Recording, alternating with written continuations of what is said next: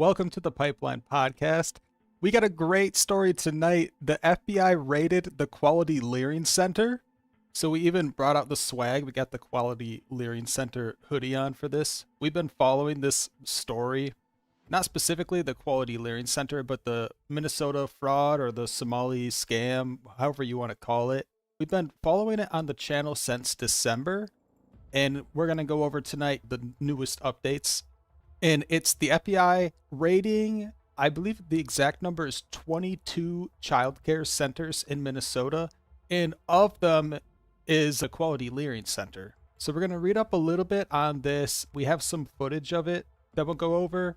And then we're going to go deeper into this Minnesota fraud, not just specifically the FBI raids that happened this morning. But I want to talk about, first, there's two things that the FBI should be looking into here.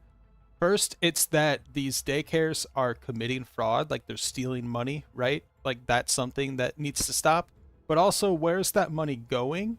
It doesn't appear that these people are pocketing all of the money and just like spending it. It looks like they're shipping a lot of the money out of the country and investing it overseas, specifically in places like Kenya. And so that's what we're going to do kind of in the second half of the video tonight. We're going to look into that, and it doesn't appear that there is any investigation really going too deep into that. I think they might have indicted one guy. We'll get to it later.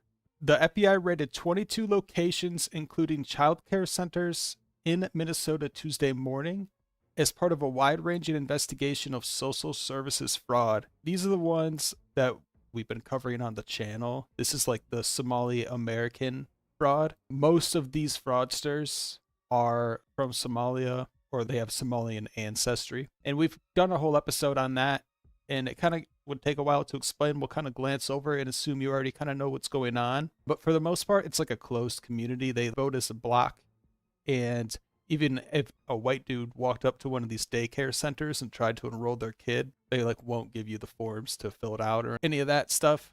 The targets included the Quality Learning Center, a Minneapolis daycare that infamously misspelled the word learning in its signage. So we have a photo here. In the background is the Quality Learning Center. I believe they updated the logo so it is properly spelled.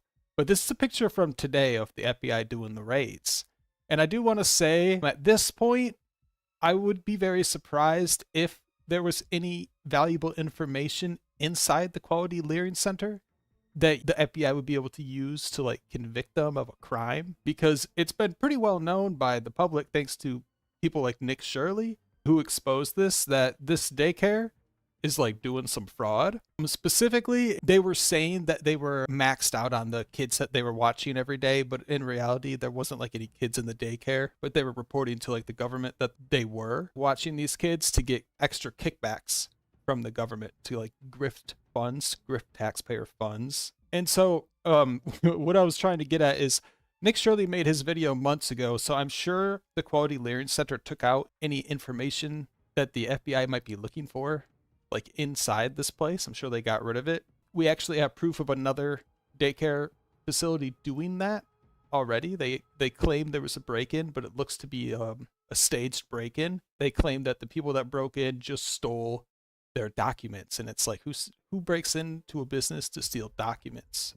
And then here we're just gonna read this next little bit, and then we have another source we want to get into. President Trump announced a war on fraud in his February State of the Union address, and we're gonna cover that because he did that, and it was Ilhan Omar, the U.S. representative from Minnesota, and she's Somalian. And when Trump in the State of the Union called out the Somali fraud, she was like booing him and calling him a liar, but he wasn't lying. He was right. We have some footage of the raids that we're going to take a look at. I wasn't able to find a lot of footage. Really, that's all the updates from today is they're doing 22 FBI raids. We don't really have much more than that, but you can see them here.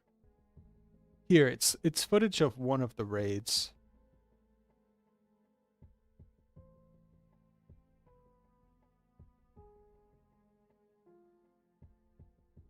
Yeah, I was trying to find more footage. I wish there was more footage of it, but it just happened this morning. This is, so far, the only response from the FBI Director, Kash Patel, that we have. I wouldn't be surprised. Maybe later on he does like a press conference or something, or does an interview about it that goes on Fox News. I don't know. But so far, he actually has a reply to Tim Walz over Tim Walz's response to the FBI raids. And so we're going to read this. It's kind of funny. Governor Tim Walz says on X, today's raids by state and federal law enforcement happened because our state agencies caught irregular behavior and reported it.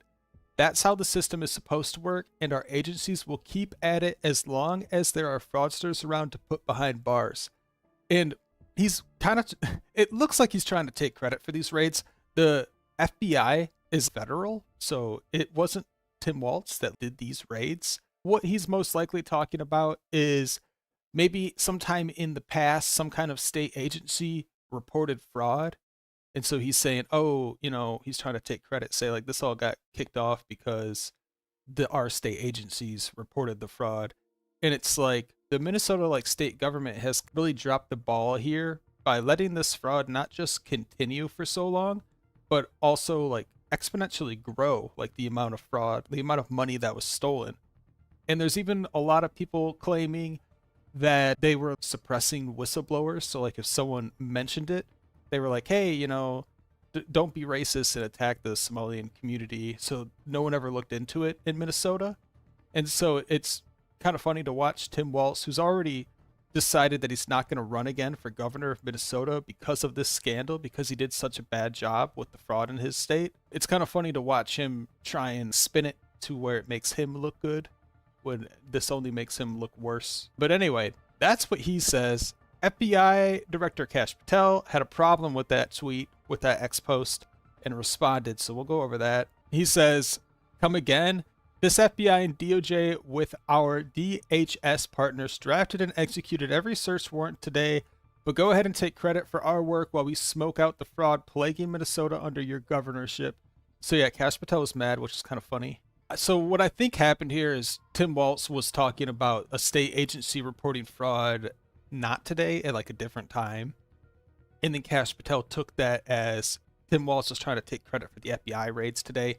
I think that's kind of what happened. I just wanted to go over what has Kash Patel, the director of the FBI, said about these raids today. This is all he said so far. Here we're going to get into the State of the Union address where Ilhan Omar calls Trump a liar and like boos him or whatever because Trump brings up the fraud and says, we're going to work on that. We'll try to fix this Minnesota fraud. This is where Trump announces the war on fraud. So this was back in February, a couple months ago. But when it comes to the corruption that is plundering, it's plundering America. There's been no more stunning example than Minnesota.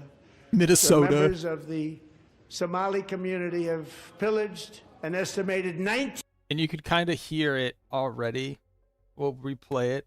That's Ilhan Omar and co. just like screaming, calling Trump a liar because he's talking about the Minnesota fraud that's committed by mostly Somalians. Members of the Somali community have pillaged an estimated $19 billion from the American. And then Trump just speaks louder to try to drown it out. American taxpayer. Oh, we have all the information. And right in there. Actuality, the number is much higher than that. And California, Massachusetts, Maine, and many other states are even worse. This is the kind of corruption that shreds the fabric of a nation, and we are working on it like you wouldn't believe.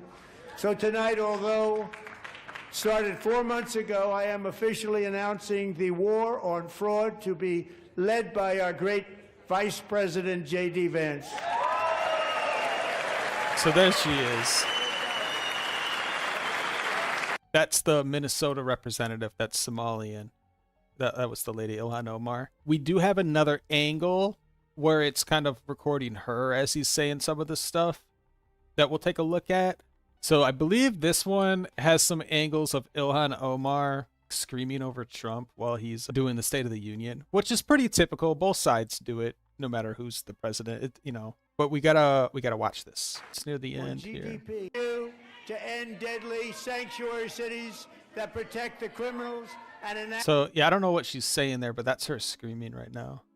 Serious penalties for public officials who block the removal of criminal aliens in So the lady that you hear in the background screaming, like that's one of them. In many cases, drug lords, murderers all over our country, they're blocking the removal of these people. This lady here, Ilhan Omar, she's the state representative, or one of them, for Minnesota, and she's Somalian, and so, she has these, like, Somalian grifters, like, interests that she has to deal with and, I guess, support if she wants them to vote for her, right? And also, she's probably friends with a lot of them.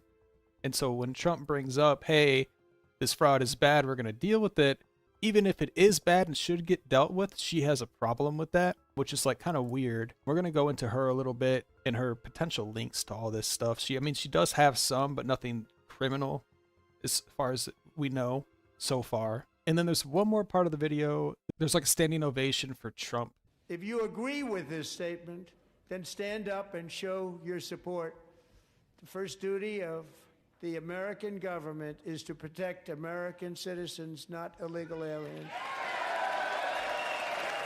There's like a standing ovation for that. They stand up and clap for like 2 minutes. And after that is when this angle captured Ilhan Omar like shouting. And then she's also been in the news lately, which is interesting. So Ilhan Omar the other day pronounced World War II as World War 11 because she read the Roman numerals II as 11.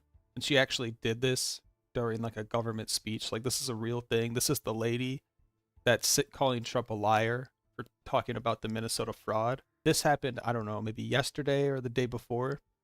The last time it's pretty the funny. Alien Enemies Act was invoked, it was used to detain and deport German, Japanese, Italian immigrants during World War XI.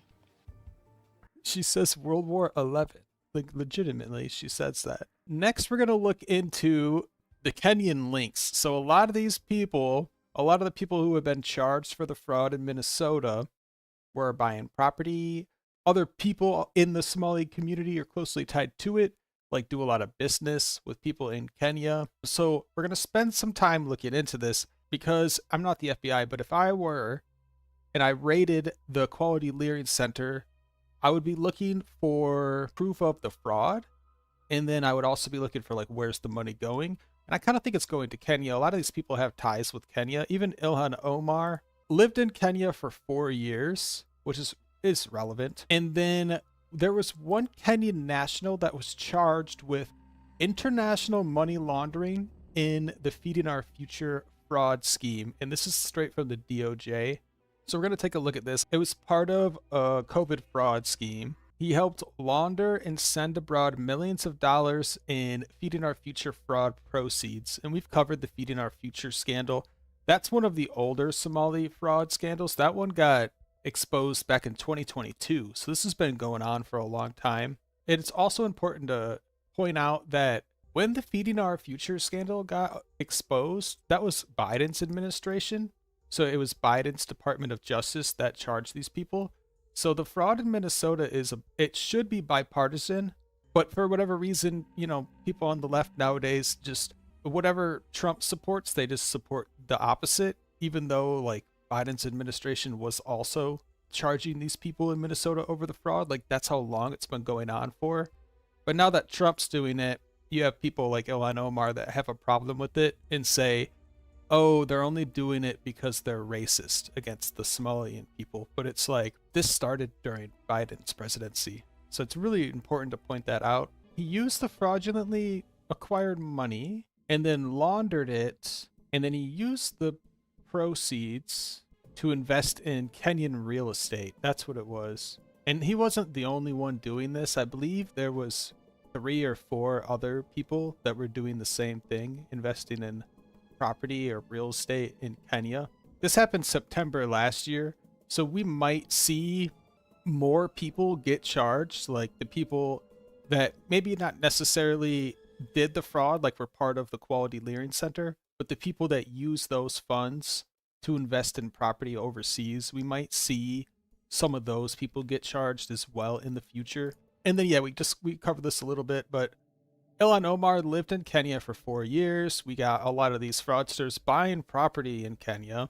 Here, this has been well known for a while. But a lot of these Somalians, to get the money out of the country, what they would do is they would just put it in suitcases, go to the airport, and declare it. And so what happens, it's actually kind of crazy, but you can literally get a suitcase, fill it up with a bunch of money, go to the airport, and as long as you like tell them that you have it, you can, for the most part, as long as it's not related to like drugs or anything, just fly with it, right? So I believe they were flying it to like Dubai, and then they were transferring it like electronically. They were putting it in a bank in Dubai and transferring it back to Somalia or buying property in Kenya. They would bring suitcases full of millions of dollars. This is not a joke.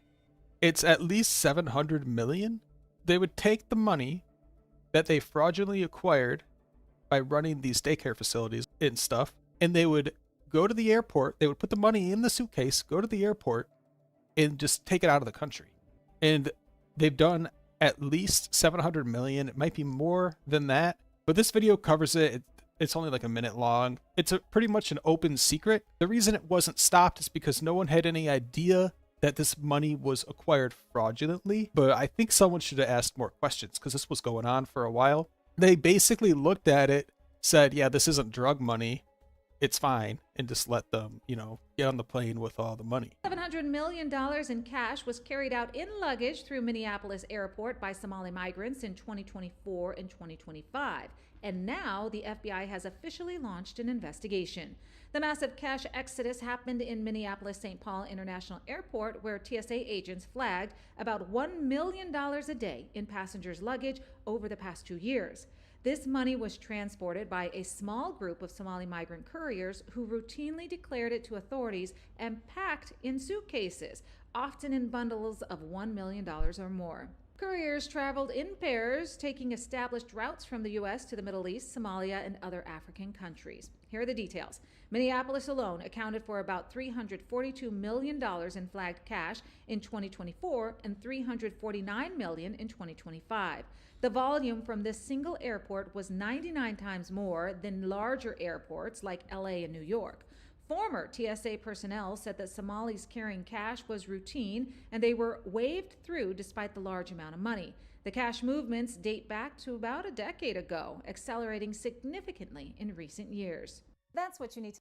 Yeah, and this is not a conspiracy. This is like a real thing. Basically, the TSA would just look at the money, say, yeah, you're not trying to hide it, you declared it, and they would investigate enough to find out that it wasn't drug money, and they would say, okay, it's fine. Follow the money, right? You think that's what they would be doing? It was just a group of individuals that were all Somalian that were doing it. And then we get to dig into Ilhan Omar's husband's business ties with Kenya. It's kind of a weak link. There's not a whole lot of info on it yet.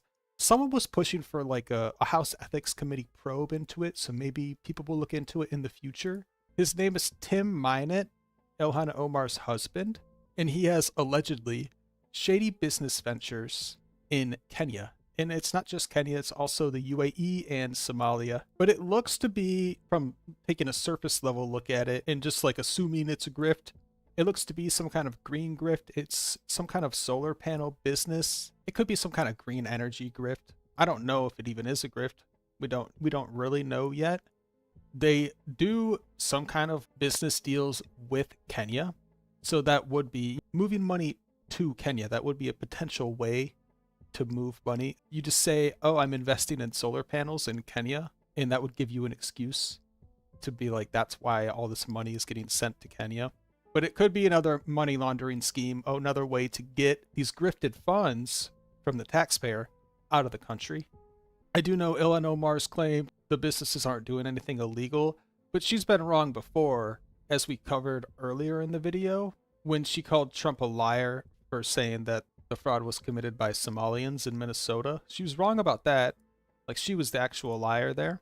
So it's, it's possible she's lying about this as well. Time will tell. And if it does happen that he is doing some kind of fraud, some kind of money laundering, some kind of really legitimately shady business deals in Kenya, we'll cover it on the channel. And then here, so this happened a couple days after Nick Shirley's first video exposing the fraud in Minnesota. And it's a hilarious story, and we got to cover this. Minnesota Somali-run daycare bizarrely reports their documents were stolen in mysterious break-in, but cops tell a different story. It was like about a week, a couple days after Nick Shirley's video like goes super viral exposing all the fraud in Minnesota, which also we covered on the channel before Nick Shirley did. We're not grifting off his views. This is actually something we've been following for a while, but he did a great job exposing the fraud by actually just going there and talking to these people and seeing how they acted and reacted to him, asking hard questions. And this is one of the things that happened. So here's like a picture of it. They claimed, I don't know, someone like broke down this, I guess, and like stole important documents. But what I think happened, and what most people think happened, is they just destroyed the documents, right? Made it look like there was a potential break-in, called the police to report it so they could cover their ass in the future when the FBI raids them and says, like, where are these documents? And those documents are the ones that would prove that they're committing fraud, basically. It takes us back to the raids today because, sure, the FBI raided the Quality Learning Center today, but Nick Shirley's, like, expose came out 4 months ago. There's no way the people that are running the Quality Learning Center are dumb enough to have incriminating documents in the Quality Learning Center today. Like that would, there's no way, right? These whole raids today could have just been for publicity, but you know, you also, if you're investigating this kind of stuff, you got to start somewhere. So, you know, I don't know. What I do know is I'm sure they didn't find much. Some other effects of Nick Shirley's video are like the raids today. Also, there's some kind of bill in California that has an amendment in it that makes it illegal to film immigrant service organizations or companies if that company or organization says, I feel uncomfortable by you filming me. I feel like you're doing it because you're racist. It would make it illegal for like journalists to investigate that kind of stuff. Even if the business was legitimately doing fraud, you could still get fined in California if that bill passes. That's another effect that we've seen from Nick Shirley, which is pretty cool. I mean, you know, we even have Trump talking about it in the State of the Union, you know, all this stuff.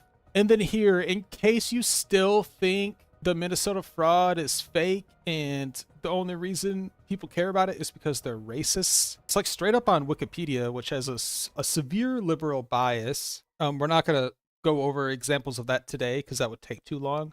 But it even says on Wikipedia, 82 out of the 92 suspects indicted are Somalian. So just saying that there's a community in Minnesota, a Somalian community, that is like grifting the taxpayer isn't racist. It's like a real thing. It even says it on Wikipedia. So anyone trying to tell you that it's fake news is probably just has severe TDS or something like that.